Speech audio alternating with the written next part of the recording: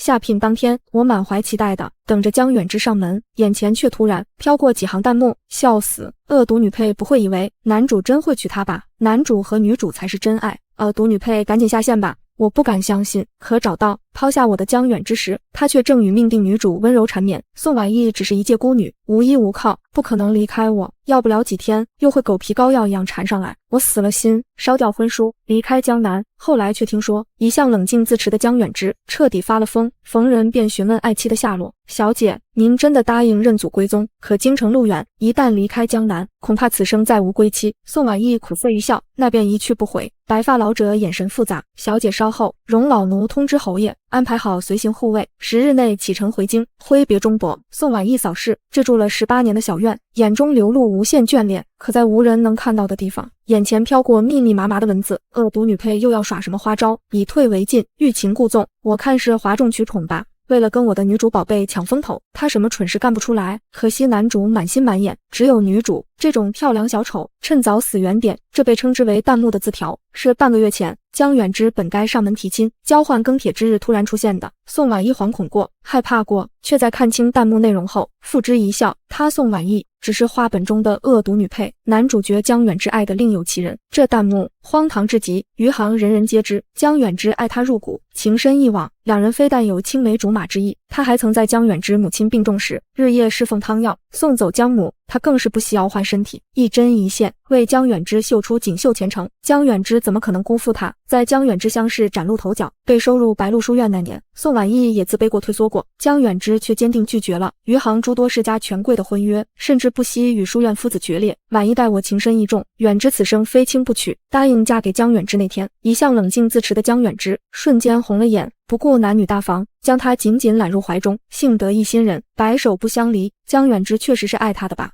否则又怎么会亲自求夫子出面，上门求亲，送上庚帖，让书院所有同窗好友见证两人的爱情？可惜现实却给了宋婉意一记响亮的耳光，一直等到天黑，等到夫子和同窗摇头叹息，一一离去，他始终没有出现。弹幕告诉他，女主哭了，真爱一哭，青梅必输。为了哄女主开心，他抛下自己，抛下所有人，从未进过厨房的他，甚至手忙脚乱的亲自为女主做了一碗面。也正是这一碗面，让两人的感情更进一步，深情相拥，许下海誓山盟。当宋婉意根据弹幕顶着夜色找到江远之，亲眼看到二人花前月下，紧紧相依时，他那颗心乱了。这半个月间，他给过江远之机会的，得到的却是一次又一次的欺骗与伤害，一点一点硬生生将他心中的爱意剥离。尽管那颗心已经鲜血淋漓，却早已疼到麻木。或许他曾是真心的，但真心瞬息万变。江远之在我面前假装爱我，应该很累吧？宋婉意轻抚着小院内的蔷薇，以后不必这么累了。枝蔓上的尖刺扎破了手指，将刺拔掉就好。随手将庚帖丢进火盆，火蛇迅速将其吞噬，仿佛一切从未发生。天色彻底暗下来时，江远之面带笑意地冲进小院。宋婉意抬起头，定定地看着他。江远之脸上春意盎然的笑容渐渐收敛。婉意，我不是提醒过你吗？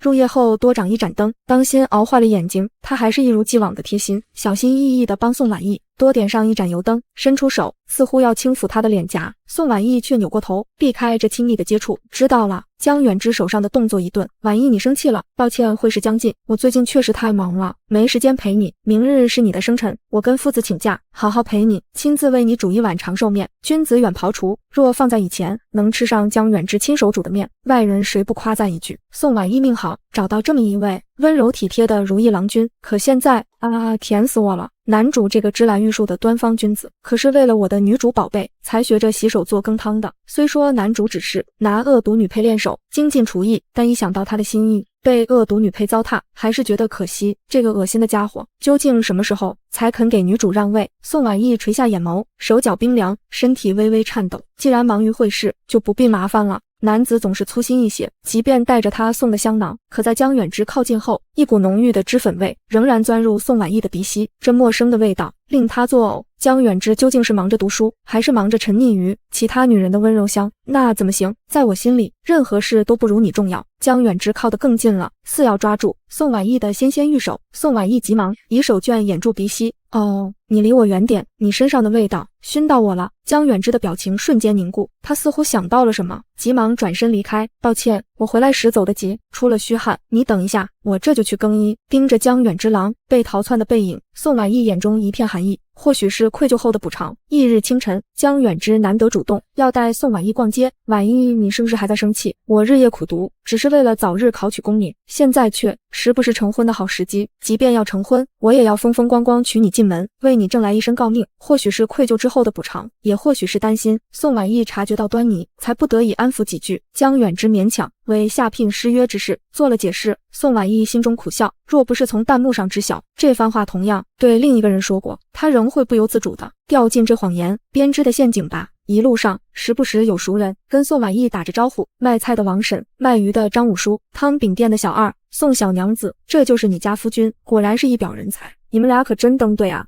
什么时候成婚，我一定要去讨杯喜酒。江远之笑着一一应答。婉意现在整个余杭都等着我娶你进门呢，看来这辈子我都逃不出你的手掌心了。他凑近宋婉意耳边开了个玩笑，却没注意到宋婉意始终脸色淡漠。可以的，江远之下意识应道。可以什么？宋婉意正要一本正经地告诉他，你可以从我手中逃走，而且已经逃走。江远之却像是看到了什么，脸色一变，急忙向前迈了几步。婉意，你先自己逛一会，我待会儿有礼物送给你。甩下一句话，江远之脚步匆匆地走进一家脂粉店，有人笑着打趣，宋小娘子，你家夫君还真是疼你啊，一个大男人竟然会去脂粉店给你买胭脂水粉。宋婉意苦笑，是啊，他可真疼我。视线中再次出现密密麻麻的弹幕，哈哈哈，恶毒女配又在自作多情，真以为男主要给她买礼物，男主是急着去哄女主宝贝呢。没办法，看到他陪着恶毒女配逛街，女主宝贝吃醋了，啧，男主懂什么胭脂水粉，一想到他打着为恶毒女配挑选胭脂的名义吃掉女主宝贝嘴上的胭脂啊，好刺激。宋婉意心中一颤，她本以为自己已经彻底死心，不会再被江远之牵动情绪，但这一刻她仍鬼使神差的朝着脂粉店走去。刚踏入脂粉店，宋婉意就察觉到有几双眼睛盯上了她，却一副看好戏的模样，并未阻拦，一步步走进柜台后的屏风。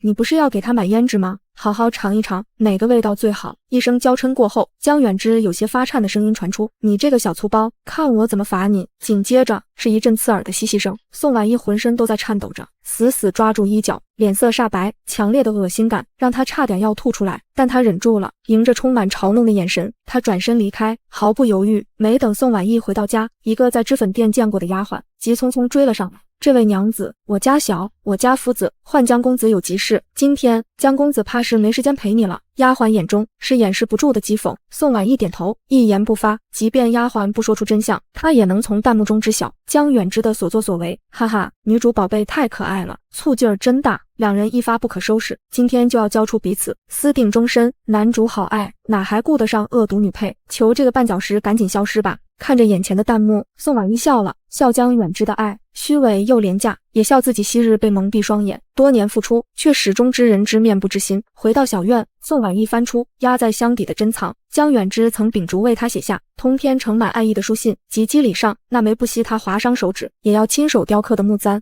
每年生辰时亲自为他而做的画像。画卷上的少女笑容明媚，眼中满怀爱意，充满对未来的向往。可此时看到铜镜中那黯然的容颜，宋婉意挤出一抹苦笑。江远之送的礼物是垃圾，他的爱也是一件件昔日视若珍宝的物件被丢进火盆，也烧掉了宋婉意所有的少女情怀。江远之，你不必娶我，也不必再左右为难，你自由了。与此同时，正与沈芊芊深情相拥的江远之心中一慌，仿佛有什么东西突然消失，心底随之缺了一大块。江郎，沈芊芊诱人的声音让江远之迅速回过神，动情地吻了上去。宋婉意是被窗外的喧闹惊醒的，婉意快出来，看我给你准备了什么惊喜。江远之略带宠溺的声音传入耳中，透过窗户缝隙依稀能看到小院内堆满了礼盒，左邻右舍啧称奇，赞誉声不绝于耳，谁不夸一句宋婉意有个好郎君。婉意实在抱歉，昨天夫子有急事相召，我回来迟了，为表歉意，我今日为你补上生辰礼。这些礼物我精心准备了数月，原本打算等下聘再拿出来。宋婉意紧紧攥住衣角，轻咬嘴唇，这是他一晌贪欢后的补偿吗？还是那个女人无声的炫耀？幸好还有8天就能彻底离开这个男人，不必再承受他的虚情假意。简单梳洗过后，宋婉意打开门，江远之眼前一亮，手捧一只金簪送到宋婉意面前，这是京城最新的样式，我特意托人千里迢迢送来的，成婚时带上它，我要你成为余杭最美的心腹。细细的金簪雕刻着栩栩如生的彩凤，簪头一朵雪梅悄然绽放，清雅出尘。还有这些是妙言斋最新的胭脂水粉，这匹蜀锦用来绣制嫁衣，再合适不过。江远之笑意盈盈，展示着一件又一件珍贵的礼物，引来一阵阵艳羡。宋小娘子真是掉进了蜜罐，这么知道疼人的夫君，普天之下独一份。江公子这下可给余杭的少年郎出了道难题，有他珠玉在前，旁人如何比得上？城里其他姑娘只怕羡慕的眼珠子都红了，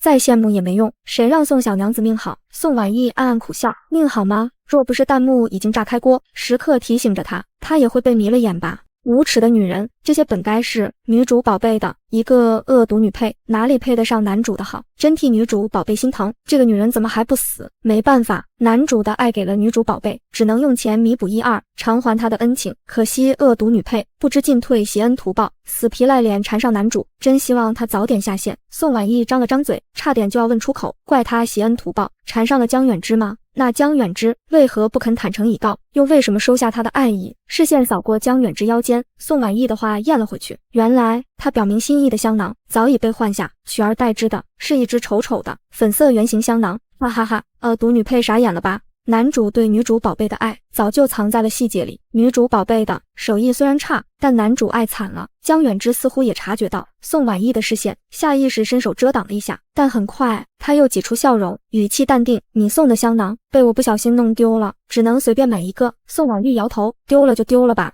宋婉意的反应比预想中更加平静，江远之却没有丝毫的轻松，反而心头一紧，一种莫名的不安涌上心头。他下意识要摘掉香囊，其实这个我并不喜欢，不如你再送我一个新的。宋婉意定定地看着他，不合适，香囊就像他那颗满怀爱意的心，只能送出一次，丢了就再也不会有。江远之心中的不安越发强烈，一把抓住宋婉意的手，婉意，你不开心？宋婉意不动声色地抽回手，没有，只是以我现在的身份再送香囊确实不太合适，这些礼物你也收回去吧。冷淡的态度瞬间让江远之的眼神多了一丝慌乱。婉意，是我哪里做错了吗？还是说你不喜欢我的礼物？邻居大婶的几句打趣，驱散了他的惶恐。江公子是男儿郎，哪里懂小女儿的矜持？只有妻子才会给自家夫君做香囊，这些礼物也该随着聘书一起送来才是。宋小娘子，这是催着你娶她进门呢。此话一出，其他人也跟着起哄。宋婉意想要辩解，在旁人看来只是女人家的口是心非。江远之尴尬一笑，看着江远之匆忙离去的背影，宋婉意眼底浮现一抹冷意。哈哈哈，女主宝贝一句身体不适就能让男主果断抛下恶毒女配，小粗包再次发威，罚男主写下100分聘书，卷卷都是宝贝女主的名字，怎么写着写着又亲上了？女主宝贝好勇，爱了爱了。江远之又是入夜后才回来，打了个哈欠，满脸疲倦。夫子借来前朝孤本，对我此届秋闱大有裨益，抄了整整1天书，我好累，不过再累我也会坚持下去。秋闱高中之时，就是我正式求娶你之日。他如同往日一般伸出手臂，宋婉意却并未起身，用特意学来的手法帮他按摩，缓解他的疲倦。呵，累吗？是写了100分聘书太累，还是偷吃太累？见宋婉意没有动手，江远之正愣了一下。婉意，你不舒服？我不是说过吗？你现在不必每日做针线活，日后安心享福便是。宋婉意摇头，没有，很晚了，我要睡了。江远之稍微松了口气，那就好，那就好。对了，好久没喝你做的鸡汤。宋婉意挑眉，白鹿书院自有饭堂，自从进入白鹿书院，江远之怕他辛苦，再也没有带过食盒。江远之似乎看出他的疑惑，笑吟吟地解释道，书院饭堂的厨娘手艺哪里比得上你，明日多带一份，我要酬谢夫子的。借书之恩。宋婉意瞬间明白过来，温润如玉的江远之果然体贴入微。第二天，江远之带着宋婉意亲手煲的鸡汤离开，脚步轻快。宋婉意略微犹豫后，自虐一般悄悄跟上。不出所料，江远之并未赶往书院，而是去了上次的脂粉店。脂粉店内，一袭粉衣的娇媚女子眉眼带笑，欲拒还休。小姐，江公子真体贴啊，知晓你身体不适，胃口不好，立即送来鸡汤。那女子娇嗔了一句，再敢多嘴多舌，当心我掌嘴。她做事要跟丫鬟打闹，却脚下一软，在江远之伸手搀扶时，柔若无骨般倒在他怀中。宋婉意不远不近地看着，这是他第一次正式见到这个号称天命女主的女子，原来是她，余杭富商沈家千金，沈芊芊。这家脂粉店正是沈家的产业之一。沈芊芊似乎也看到了他，冲着他挑衅一笑，而后伏在江远之耳畔说了句什么，娇羞地低下头。这一刻，只要江远之回头，就能看到宋婉意那寂寥的身影，但他满心满眼都是沈芊芊，迫不及待地将沈芊芊抱起，走向后院。弹幕中又是一连串的祝福声，以及一些调侃，二人的虎狼之词不堪入目。宋婉意强忍住恶心，迈步向前，沈芊芊的丫鬟立即带着人拦了上来，面色不善，眼底带着嘲弄与鄙夷。宋婉意却只是淡淡一笑，别忘了提醒你家小姐，鸡汤要趁热喝，放凉了很腻。不顾丫鬟错愕的眼神，她干净利落的转身离开，朝着白鹿书院的方向走去。进入白鹿书院，宋婉意并未遇到任何阻碍，反而在遇到江远之的同窗时，被热情地迎了进去。秋闱在即，江兄应该在家温书，宋小娘子为何此时来了书院？宋婉意挤出一抹笑意，远之昨日被夫子唤来抄书，为感谢借书之恩，特意让我为夫子煲了鸡汤。远之出门走得急，忘记拿了。同窗脸色一僵，显然有些心虚。这个夫子他，宋婉意很识趣的为同窗解围，既然遇到你，我就不进去打扰。远之读书了，你帮我送进去吧，顺便帮我跟夫子说一声，下聘之事作罢，就不必劳烦他做保婚人了。不待江远之的同窗有什么回应，他将盛着鸡汤的食盒交给对方，快步离去。中午，宋婉意买了一堆吃食，几件冬衣，赶到慈幼局。婉意姐姐来了，婉意姐姐，我们好想你。宋婉意面带笑意，温柔地回应着，拿出吃食分给一众孤儿。突然有孩子问了一句，婉意姐姐，江公子这次怎么没陪你一起来？宋婉意手上的动作有片刻停顿，表情却并未有太大变化。江公子要读书，很忙。当年母亲到南方省亲时遭遇山匪，年幼的宋婉意意外流落在外，幸得慈幼局收留，才侥幸活命。尽管后来被养父母收留，他仍每个月前来探望。为慈幼局的孩子，略尽绵薄之力，将这份善意延续下去。养父母去世后，陪宋婉意前来的只剩下江远之。昔日江远之知晓这一切，眼眶泛红，心疼地将他紧紧揽入怀中。婉意，你受苦了，放心，以后有我在，你永远有家。只可惜，当宋婉意拿出冬衣时，有几个懂事的孩子渐渐陷入沉默。婉意姐姐，你要走了吗？宋婉意有些诧异，为什么这么说？为首的孩子叹了口气，尚未入秋，你却为我们准备了冬衣，你是不是担心以后不再来看我们，我们会受冻？宋婉意因为这句话沉默了许久。一个人的离开往往都有迹可循，连小孩子都能察觉到端倪。江远之只是不在乎罢了。一群孩子红着眼眶，紧紧抱住宋婉意，哭声中满是对她的祝福。恶毒女配又在耍什么鬼把戏，要上演苦肉计？我怎么觉得她是真心要离开？呵，她会甘心离开男主？她绝对在憋着坏，从中作梗，破坏男女主的感情。弹幕闪烁，宋婉意却已经不在乎。人心中的成见是一座大山，在慈幼局陪了孩子们一天，回到小院，已经天色擦黑。刚打开门，一道身影冲了上来，将她紧紧抱住。婉意，你去哪了？我找了你很久，差点将整个余杭翻了个遍。嗅着江远之身上的脂粉味，宋婉意强行从他怀中挣脱。我去慈幼局了。江远之先是一愣，随即眼中闪过一丝愧疚。我怎么忘了这茬？最近书院那边太忙，都忙糊涂了。等秋闱之后，我陪你一起去看看那些孩子。若不是知晓江远之做了什么，这真诚的语气让人如何能心生质疑？宋婉意不语，没有以后了，告别只有一次。宋婉意的沉默让江远之有些心慌。你又生气了？要不明天我再陪你去一次？这小心翼翼的模样，若是放在以前，定能拨动宋婉意的心弦，但现在他只看到了江远之的伪善和心虚，令人作呕。不用了。对了，鸡汤夫子喜欢吗？江远之松了口气，当然喜欢，夫子对你的厨艺赞不绝口，直夸我有福气。宋婉意挑眉，是麻他喜欢就好，下次想喝，我亲自去为他做。江远之表情一致，讪笑一声，那倒不必，我不忍心你太辛苦，以后只做给我一个人就好。没办法，我很小心眼的，只想让你的好，独属我一人。昔日让宋婉意脸红心跳的情话，此时却成了笑话。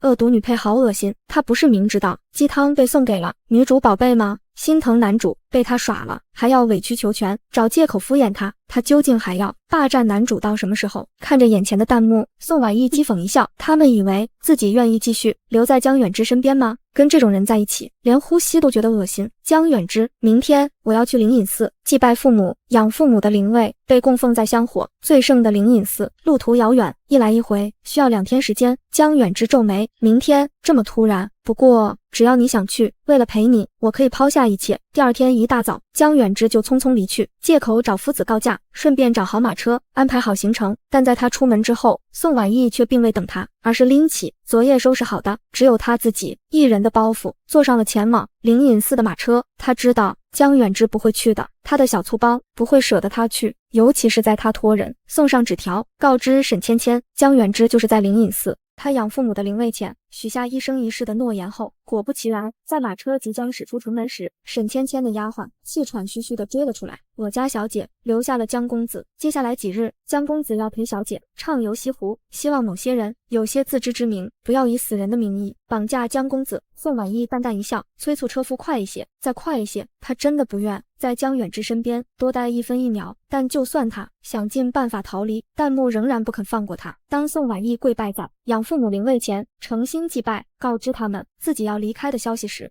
好一副西湖美景，好一对才子佳人。我宣布，男主和女主宝贝是天造地设的神仙眷侣。当宋婉意回到小院，清除掉一切他存在过的痕迹，将小院转手卖掉时，男主才高八斗，文笔真是绝了。为女主写的诗，在诗会上独占鳌头，这是恶毒女配永远不会有的待遇。当归经之日来临，宋婉意与昔日有灵一一拜别的时候，哈哈哈，那几个追求者让男主有了危机感，霸气护妻的样子真的好帅。男主终于要上门，正式求娶女主宝贝了。不对，恶毒女配怎么没来捣乱？那他怎么义正辞严地拒绝他，让全天下都看到他对女主宝贝的真心？宋婉意抬头看着堪称奢华的侯府马车，钟伯出发吧。